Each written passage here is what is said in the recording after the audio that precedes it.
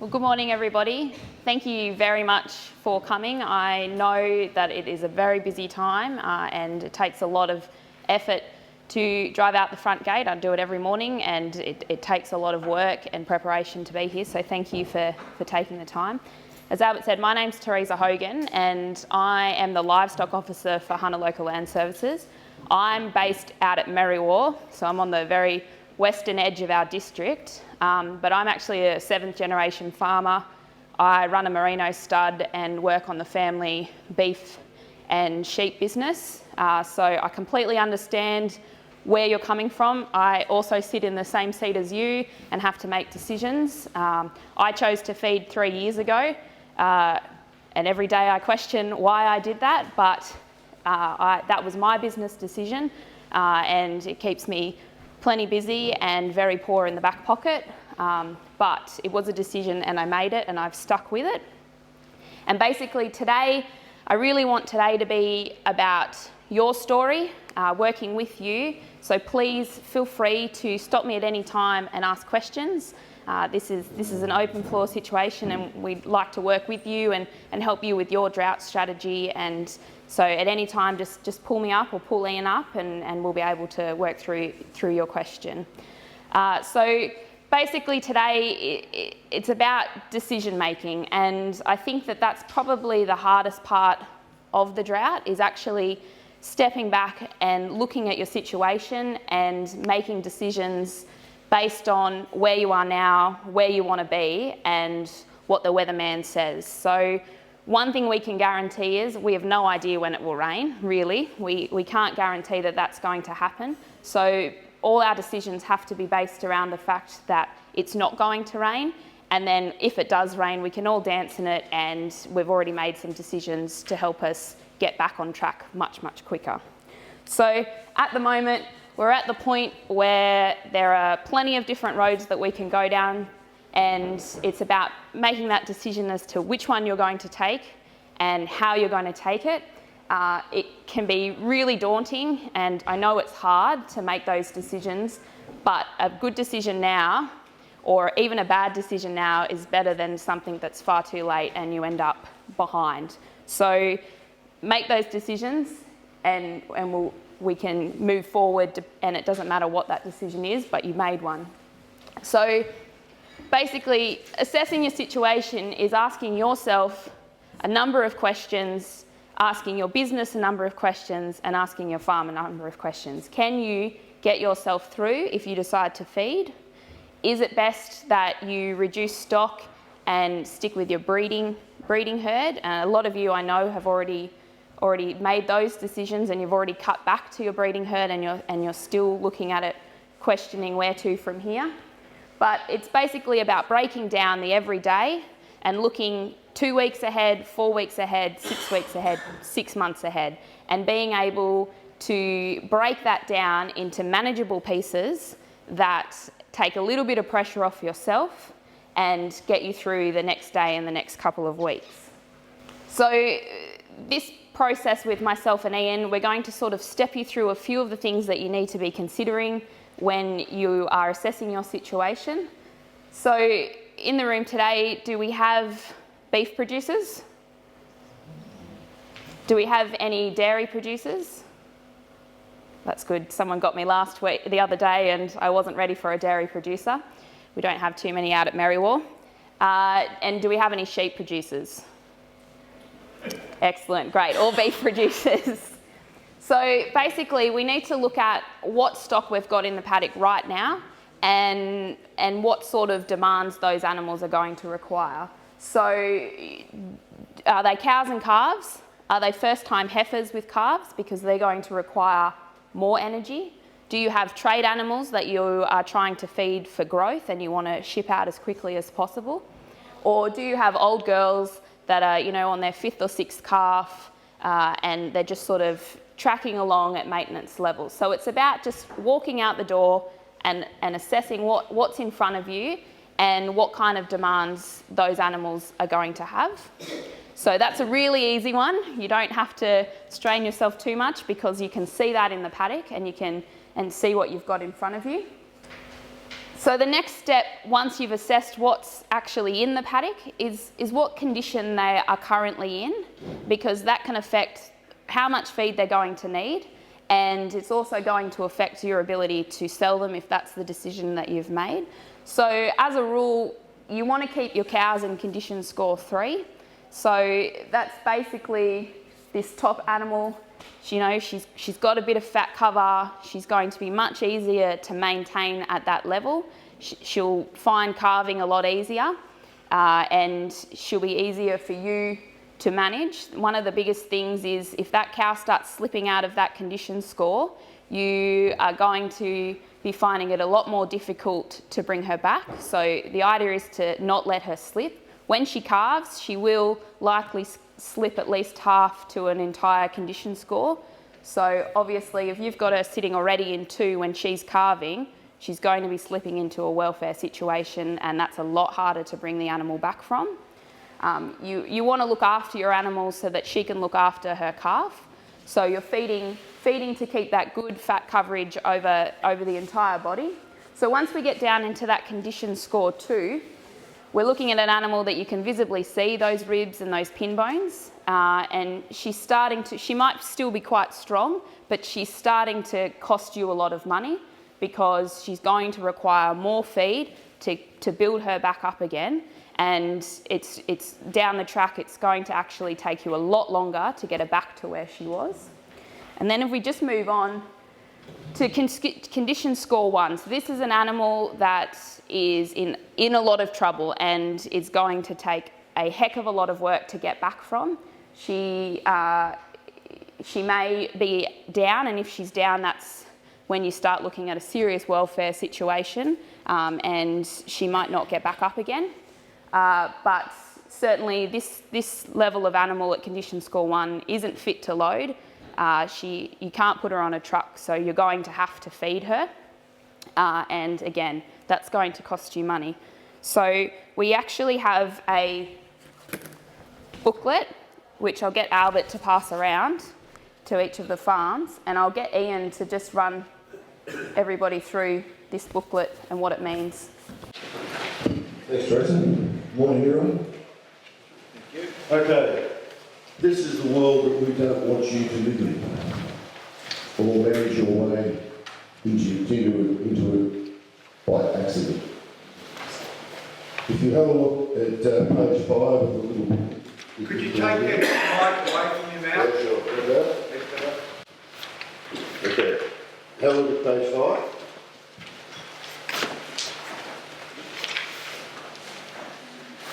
So this animal is what we just use some slightly different terms to the ones that Teresa's been using, and just so that you know in the future, in about 12 months' time, if we have such word as condition. Doesn't actually mean much. So it's been around in the industry for a long time, and there's a whole lot of things that are going to happen in terms of describing animals. So what we're looking at there are some phenotypic parts of the animal that you can look at, that you need to be able to identify. Now, in your day-to-day world here, on a fat score level, you run your cow somewhere between 1.5 and 2.5. They'll hit 3 when they don't have to calve. The issue for you guys is managing your herds, is that means you don't have a lot of room to move. Out around Miracle, where nutrition's a whole lot better, you can get better. You'll get cows up in the 3 score. She's not going to do it here all that well at all that. So you'll notice that your dry cows always look better than your wet cows. That's all. If you flip over the page, and you have a look at animals there that are called high risk ones, so you can see the sort of things that are starting to happen. Seeing ribs, see hip bones, you're starting to see backbones. All of those are objective things. One of the great things we have in the industry is we're very good at being subjective. We're not so good at being objective. So this is about getting you objective. So at the end of the day, you realise that something that's a high risk one is starting for you to become an animal that's very, very difficult to manage. it's your last chance to put an animal on a truck for a short journey. So the animals have to be put on trucks these days that are described as being fit for the journey. Not fit to load, just fit to load, so all that means is they can walk up the ramp and on the truck. It's about saying, I've got an animal here I want to send to Taree, or I want to send to Ringham, versus one that I want to go to Scone or to Tamworth. Two different journeys. So be cognizant of that. For those of you that are looking at the moment to start saying, well, I've got animals that I need to do stock, well, we should get rid of stock. Don't deliver animals like these to your agent just by saying, hello, I'm booking 5 heavy next week. They become problem animals for you. They also become problem animals for the drivers of the trucks. And everyone has a role in this now. So there's a whole lot of things that are happening behind the scenes. If you go over to high-risk tours, they're the ones that won't be trucks. So the risk is, if you flip back to high-risk 1 and that cow's in calf, and then she calves, she'll go to that within 2 or 3 weeks. So you have to give yourself some time to move and time to plan, which is why that fat score 1 becomes the animal that you must do something with. They look like this, then you do something. If you don't, they're going to look like the animals on page 6 and 7.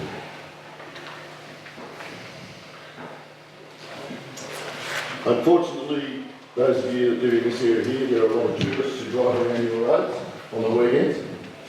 They notice things, and they're not frightened to pick up phones and talk to the RSPCA. So invariably what happens is they'll answer a call, and they'll come out and they'll have a little chat and investigate. And you need to be aware that that can be the start of a process that you don't want to be involved in. So if that ever happens to you, you first got to call after that visit. You can talk to the LLS, talk to Lyndall, talk to Teresa, Albert, and say, what can I do to get out of this? But do take that seriously. One of the things I do in my other role is I chair stock welfare panels, which are where herds have got themselves into these situations. And so our job is to get people out of that situation. Right, so look, there's nothing rocket science about this. You see that every day. This is just about putting a language to it and descriptive, so things you can see and objectively assess. So just, take that down the paddock with you and just have a look, walk around, drive around, look out the window. What do they look like? How many are high-risk 2s? How many are high-risk 1s? How many are fat score 1s? How many are fat score 2s?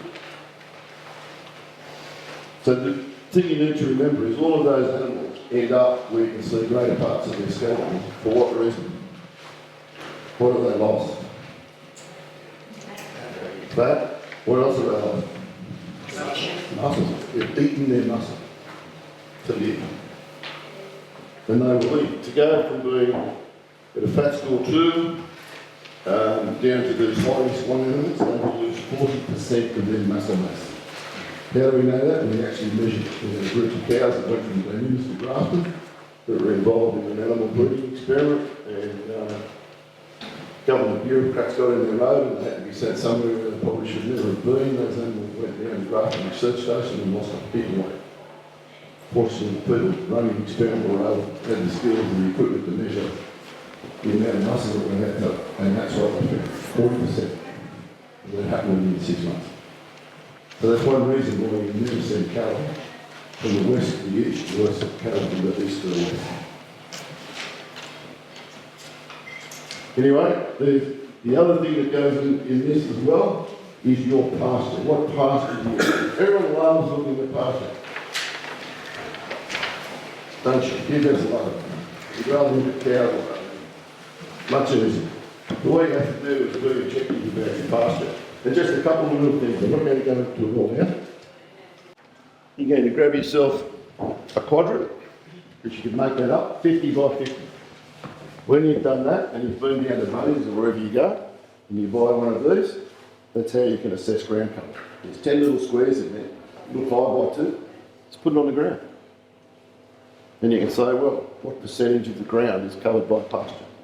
I looked at a paddock of Crookle the other day, in a matter that we were involved in, and it had been snowing, so it was pretty good. And the bare ground, the snow had melted and gone and was eroding the land. Where there was a tuft of grass, the snow was still sitting there and soaking into the ground slowly around it. The same thing happens here. So you need to say, in this country here, 90% ground cover. If you go into the upper Hunter and you want to see what the horse industry can do to land, go and have a look at a horse duck. Absolutely diabolical. When you've got these two things, and you need a new pair of shears for the gardens,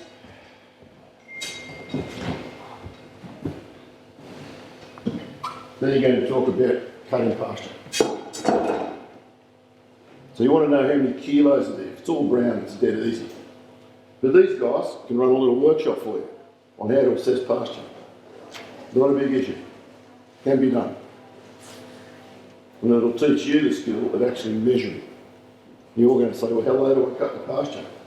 There's 30 people in the room, and if I just said cut the pasture to where the animal wants to eat it to, there'll be 30 different heights cut. So what we do is we take it to ground level, and then we do a subtraction, and we just take away 1,000, and then you end up with what's usable.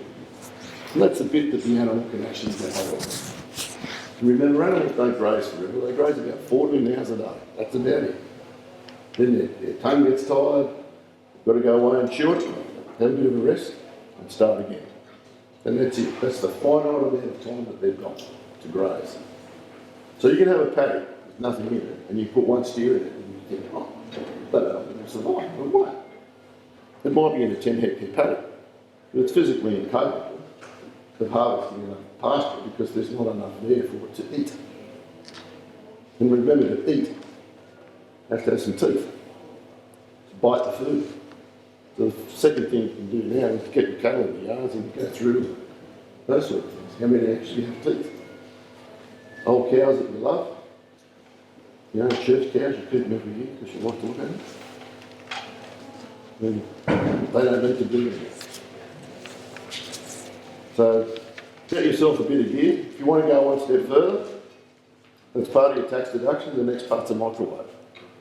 And you can actually dry food down. I'm serious, you can get all that stuff, put it in your workshop, it's all tax deduction.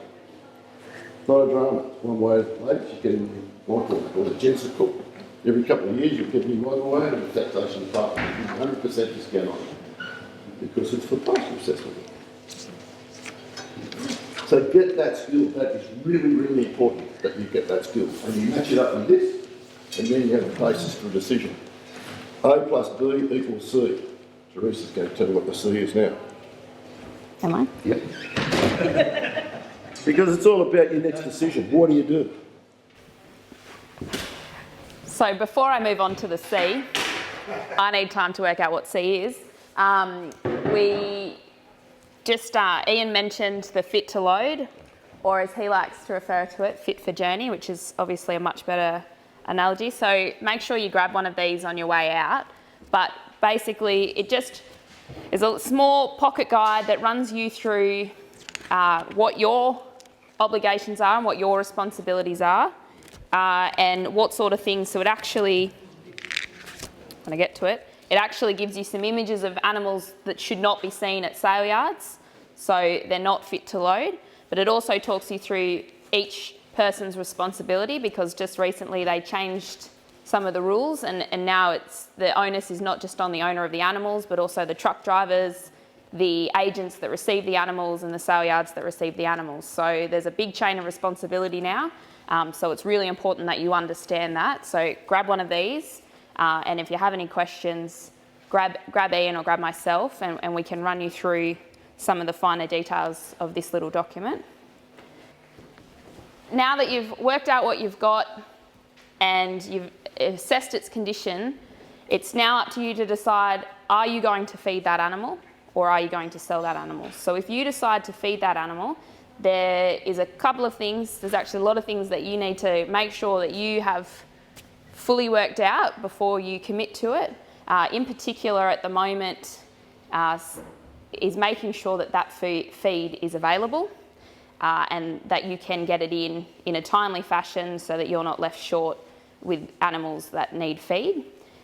So these are just a couple of images. This is what my place looks like.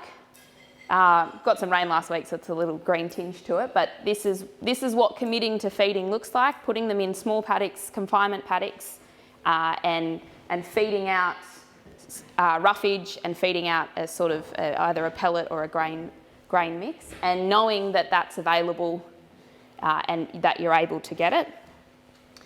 So some of the things that you'll need to understand is you just need to understand how much energy your animal requires and how they're going to get that through the feed that you're giving them.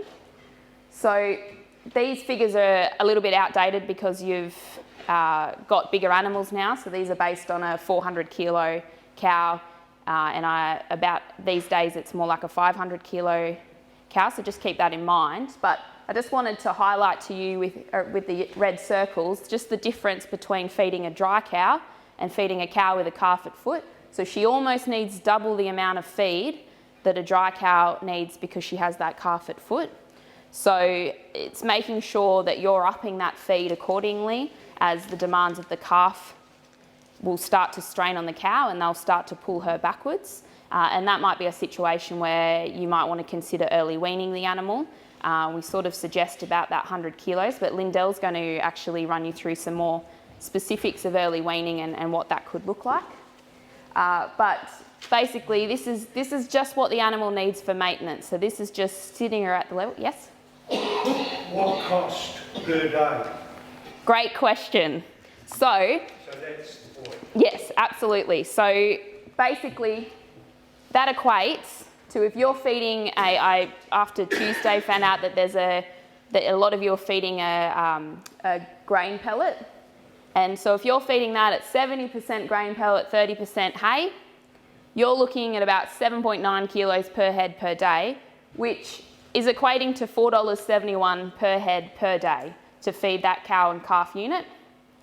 If you were to early wean that calf, you've got a dry cow, she only needs 4.9 kilos of feed per head per day, and that takes it back to $2.94 per head per day cost-wise.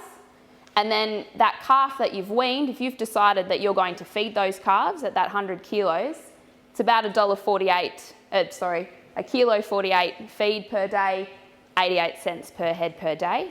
So if you work that out, that's almost a saving of nearly 60, 70 cents per head per day because you decided to early wean that calf. So obviously that will change slightly depending on exactly what you're feeding, but that's just a basic idea, and just to show you that there's a big difference between splitting that cow and calf up and feeding that cow and calf, and there's plenty of options to do that. So I'll just pass over to Ian if you wanted to add anything. Could I ask you how, when you did these figures? So I actually use, which I'm going to run you through later, I've been using the DPI's supplementary feeding and drought feeding app, and I've used the current prices for this area for getting feed in. Do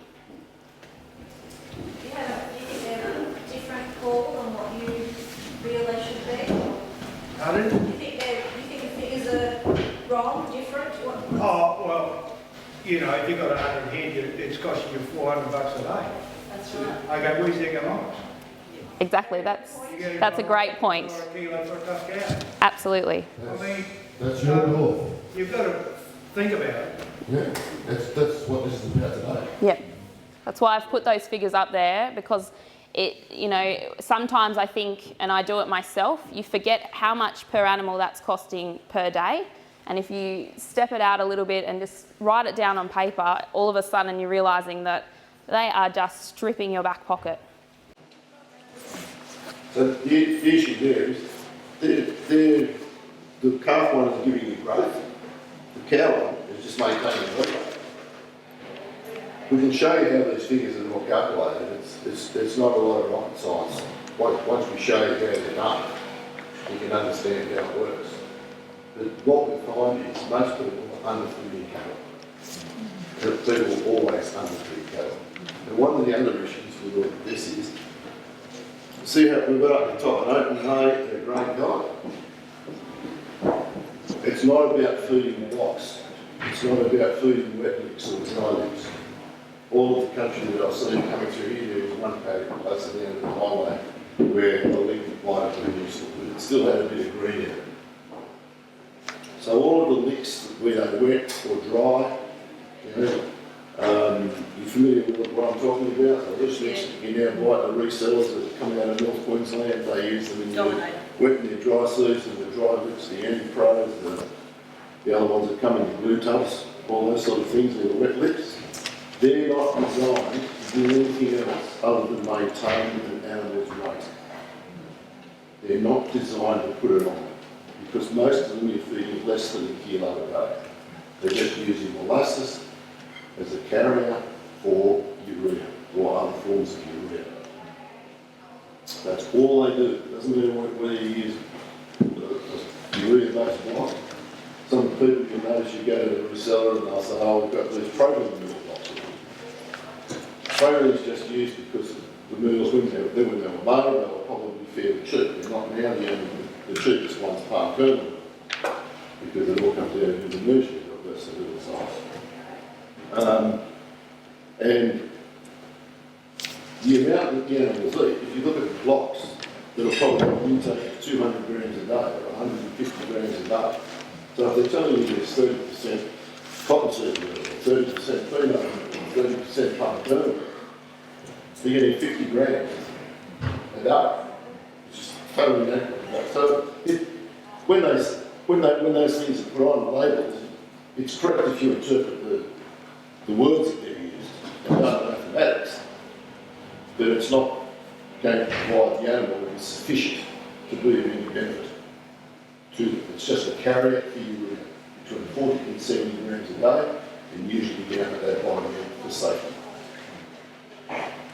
So we can talk about those sort of things a bit later if you want. Yeah, just ask if maybe you can address it for the group. The use of urea is, my understanding, is only worthwhile when there's dry standing feed. If there's short green feed, there's limited use for using those blocks. Okay, for urea you need roughage. Dry, standing roughage. And if you look at all the blocks and all the bags that you buy and everything else, it's got a word on it, abundant. And you think, well, what does that mean? That's for you to measure. Typically it's over 1,500 kilograms of dry matter. So hay off mature pasture, sitting up there, you know, where the plant heads, where the seeds are underground beneath, with leaf underneath it. And the leaf needs to be very dry and not have a lot of green. So, short green pasture like you have out here doesn't have a problem as far as nitrogen content is concerned. There's just not enough of it for the animal to eat, which is why they fall apart. So in the energy game, your choices are limited here. It's 100 on silage, hay from away, which costs you an arm and 3 legs, it's a rubbish source, or you simply just manage your pastures a bit better. Try and manipulate your food. The other thing you can use quite usefully here is molasses. Many people put molasses in the too hard basket. You saw a molasses mixer there, a little molasses mixer there that Teresa's obviously using on farm. Great, you can use those. But if you're going to go into molasses, come and have a bit of a chat to us, because you've got to think bulk. And that's a limitation for many of you, because you might think, well, I don't want to buy a 20 or 25 tonne load of molasses. But for all of you in this feed business, please understand that everyone recognises that your food costs are horrendous. You have no economies of scale. You are the furthest distance for transport. The person that's making the most money out of the transport is the person delivering it from Dunedin to here. On the freight subsidy, you go into town and pick it up, and you're only good for 20 or 30 cars on the freight subsidy. There's been good for 600. So he's done it all. All of the commodities that you wish to buy to feed to livestock are exported. They're not kept in Australia because we are not consistent users of food. So the hay crop that's going to start to come off in southern New South Wales and Victoria now probably in excess of 80% is already forward sold. If it comes on the market, it's because it hasn't been a market for a particular reason. And it's going to be packed in bale sizes that are made for export. So if you want to go and buy an 84x4 that weighs 750 kilos, and it's a cereal or a vetch or whatever, you have to deliver a farm. Very difficult. Most people don't have those facilities in this area. But that's what happens, and people have been caught doing that. All of the molasses is gone. 80% of the molasses is forward sold each year. They're crushing up there now, and they'll be putting stuff on to the domestic market, but the bulk of it has already gone into the food industry and into the brewing industry overseas. The same happens with white cotton seed. Same story. Gone. We don't have an oilseed mill except down at Newcastle now. Now the cotton cargo have not chosen to reinvest in their oilseed crushing plant at Marathon. To tell you something about where the cotton industry might be going. So all of the things that you want to see as commonly traded, the food lot industry is before. You know, they come out 12 months ahead. You know, these guys talk to people, hay traders, and they've got 20,000 metric tonnes of hay. Bang. Put it in the shed, spread it around the place, and they know when it's coming. So that's what you're competing against. So it brings you back home as to what are you going to use to feed animals. And unfortunately on the coast we might make a lot of silage. My estimation is about 60% of what we make is paid within 12 months. It's not made terribly well. Made by very well legal people, but not made very well. Often they wrap 4 times instead of 6. Handled badly because people don't always have it here. And it's made from a pasture management point of view, not a livestock production point of view. So you take the food off the paddock to prepare it for another grazer. It's not grown to be made as a silage to be put away at an emily of about 9, which is useful.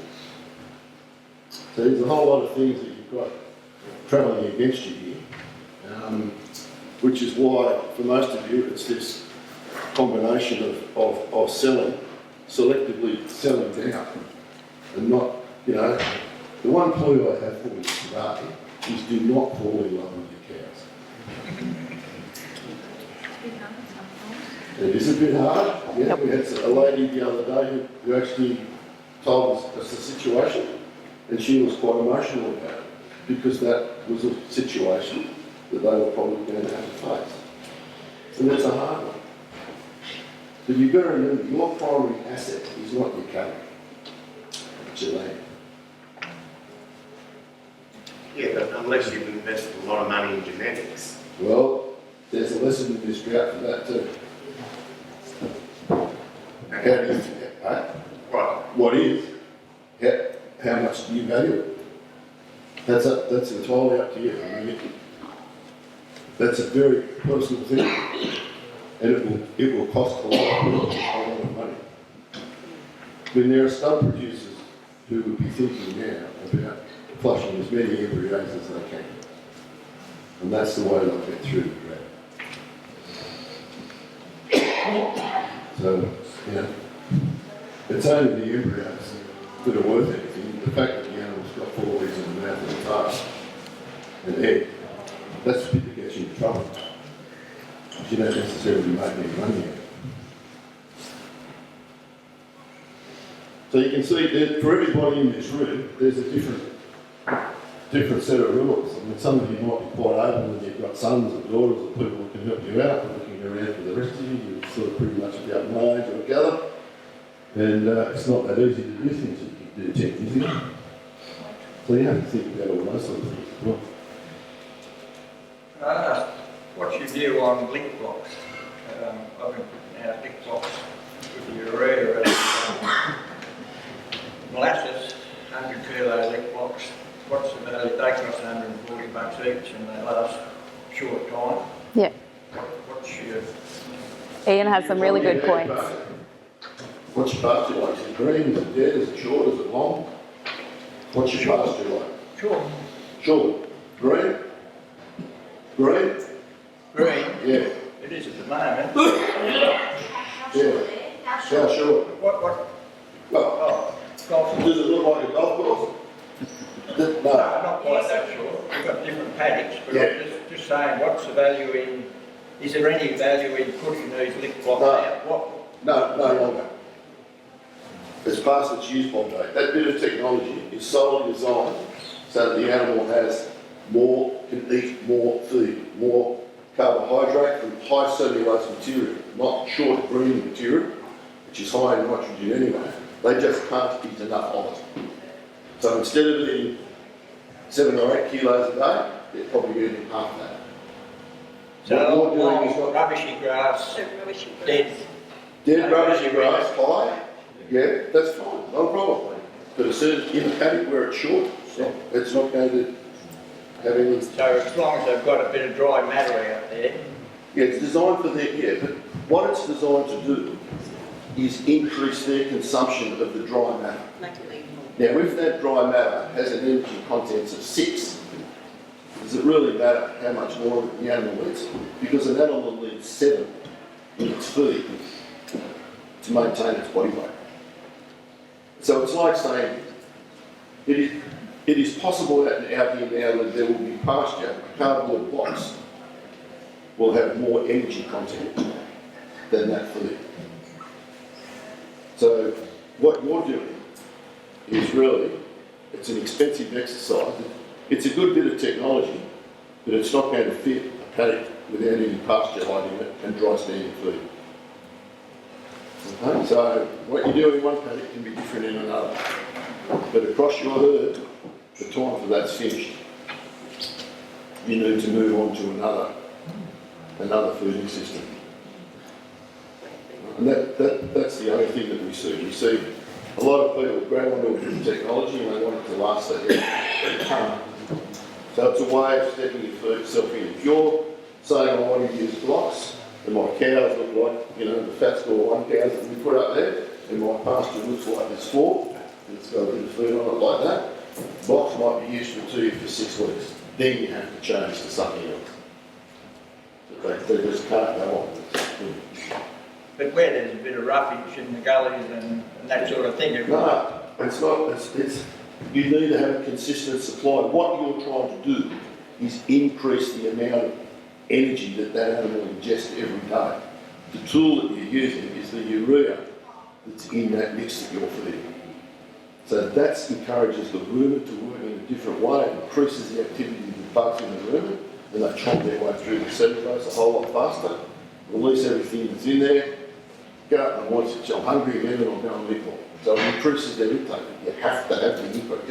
This business about I've got a bit of green pig in the gully and I've got a bit of green pig along the railway or whatever it is that's just a way to make you feel good.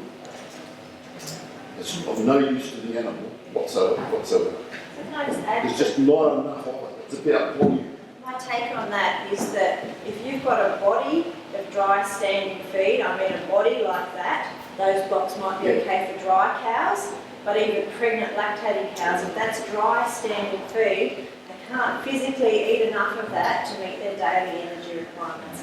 And if the dry standing feed is down there, I'd rather that money that went into blocks went into actual feed. I go to a lot of farms and I find it worrying when people are buying block after block after block. They actually just need feed. Is that fair? Yep. But the thing is, everybody loves convenience. And blocks are so convenient. Even if they're the big block, at least you can load them on the back of your truck with a set of hooks and you can go home and you can still push them off the truck, out of the back of the truck. And the smaller blocks, you can manage them a whole lot easier.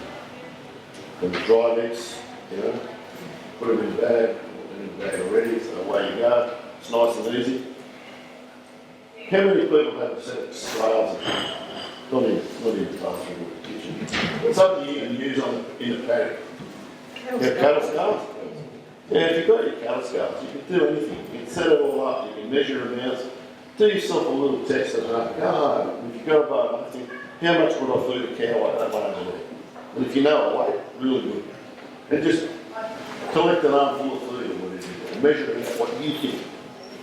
Put it on the scales and measure it. Then start looking at these feed tables that Teresa showed you and what she'll show you later on in terms of requirement and balance, and see. And I'll bet you counts to peanuts, I'm quite sure. Most of you will be underfeeding.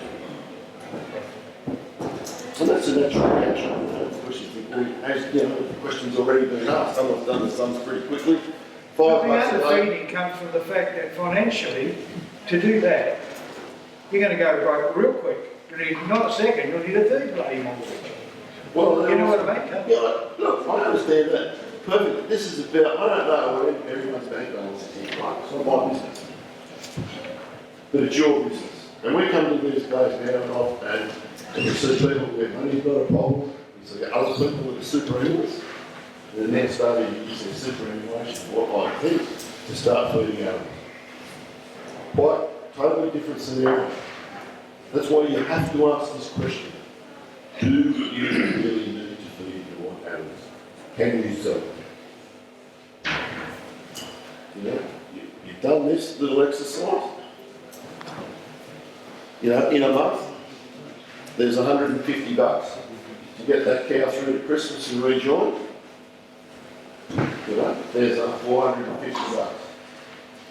You want to do that? My advice to you would be think very, very carefully before you go and sell your animals early. And don't think that after this you're never going to go and buy cows. Buy cows are valuable, but instead of buying the 10 that you sold, you might only buy 8. You'll still get them, and they might not be exactly the genotypes that you want. That becomes your dolphin. You've all fallen in love with Angus cows, and you don't want to buy Devon Hereford. There's an issue. But at the end of the day, you just want something back on the place. And remember, if you do lose stock, there's something to change. It's really interesting that we try to select pastures to suit our environment. Very rarely do we pick cattle to suit the environment. We choose breeds of animals. One, if you're a long-term farmer, because that's what you grew up with. You don't want to challenge the family system. Or two, you like the look of them. Then you only got speckled face. Yeah. They grow all right. They go all right. They go all right. The point is, they've marketed them quite well. And they've been people say, oh, I'll look at it, and I'll go and get it. And that's it. And then people do that all the time. But in the cattle industry, it's really different. You know, you are in probably the most traditional rural industry in Australia. The cattle industry is traditional. How do you mean the cattle industry is traditional? It's, of all of the rural industries, it's the slowest to take up technology. For example, I'll give you the classic. In recent years, you all know now about vaccinating your weaners to get them into the feedlot market. When do you think that technology was first developed? When do you think that came out of the laboratory and a research program? Never guess. Was it recent? 3 years? 4 years? 70s? 5 years? Getting there? It came out of a research project that was run back in the late 1980s. By 1991, they had that vaccine. It's taken all that time for the feedlot industry to realise that if cattle were vaccinated at that, they would get rid of heaps of their chronic health problems in the feedlot. That's a classic. That's not a producer delay, that's a feedlot delay. That's right, but the feedlots have to drive the demand. That's what I mean, they didn't do it, so. Yeah, that's what I'm talking about, an industry. Industry, yeah. All right, to get that message back to you. Lots of people, when I first came into this district in the 1980s, it was Herefords and Devons. There were two blokes at that Drought, basically no one ever drinking in the pub. And then you slowly see, isn't it interesting that Brangus cattle are a bit more acceptable than Drought or Brahman Hereford cross or something else, you know? So everyone has these combinations about what's suitable for your environment. That's all that I'm saying. So just to wrap up our feeding if you've still, after Ian's comments, want to feed, sorry, but that's, I just want to give you a few take-home messages, just that if you are going to go ahead and feed, there's just a couple of things that you need to keep in mind. So make sure that you keep in mind that quality of the feed is really important. So, you know, if it sounds too good to be true, I can assure you it is. I've seen some woeful things coming in. So just get a feed test. So the LLS is currently offering free basic feed testing. So drop into your local office and grab a feed test bag and get it tested so that you know what you've got and you know that you're providing enough energy and protein to that animal. It's much better to be safe than sorry. The other thing is knowing that you've got enough of it. So that quantity is really important, knowing that it's available, knowing that you're not going to be caught short with 2 weeks, you know, you've suddenly got a 2-week wait on that feed coming in, but you ran out a week ago. You know, that's a 3-week period that you're going to have to try and find something to fill the gap. And remembering that you need to introduce a new feed slowly, you know, you're actually going to cost yourself a lot of money. And the other thing is understanding that you've got the infrastructure to set yourself up to be feeding. So do you have a paddock that you can set up as a confinement paddock? Do you have enough troughs to feed them? Do you have the facilities to be running that many stock in close? It's just about looking at what you've got, and there's a few different steps, particularly for early weaning, that Lindell will run through, but you just have to make sure that you're organised, and that'll make the job a lot easier for you, and you'll be able to get it done a lot quicker. And just remember that always introduce those new feeds slowly. You don't want to be shocking your animal into something and shocking that rumen. So everything in small amounts to begin with, and build that animal up. I just want to lightly mention stock water requirements, because Albert's actually going to do a presentation on water requirements, and there's just a couple of things that I want to reiterate, and it's that quality, quantity and accessibility. So making sure that you understand how much water that your animal is going to need. So as you can see in that table, a lactating cow can need up to 100 litres a day depending on the temperature. And you want that water to be nice and clean so that she has no issues, because if she goes off her water, or you know, your young stock go off their water, they're not going to eat, and then it's just a vicious cycle. So you want to avoid that. And the other thing is accessibility. So if you've got dams, from what I've seen from being in the region this week, there's a lot of low dams, a lot of dams that look boggy. So it's making sure that your animals can safely access that water, and checking your dams that you're not going to end up with stock stuck in the water because they had to get right down in the mud, because there's nothing more unpleasant than having to pull an animal out of the dam. So if you've got the ability to fence off those boggy dams, please do, and set up some off-dam watering troughs, or you know, something that they can get to that's not going to require you getting them out of that mud later. So just make it easy for them, because the less distance they have to travel, the better it will be for them in terms of production. Teresa, where do you get the feed done for free? So drop into your local land services office and get a feed testing bag. So bring some feed in with you, and the ladies in the office will be able to put it in the bag and send it off for you. The office said it cost me $90 per bag. Well, it depends. So it's basic feed testing. So if it requires a wet chemistry test, which means it has urea in it, that will cost you money. It's just silage. Okay, I'll have a chat with you afterwards about that. Teresa, could you please go back to one of your slides? Yes. Where you showed that 70% grain, 30% hay intake. Yes. Indicated that a breeder lactating would eat 8 kgs per day, but there was another slide that identified silage, and that caught my eye. Yeah. Yes. So this and one. I think it was like double the amount. Yeah, that's it. So that shocked me.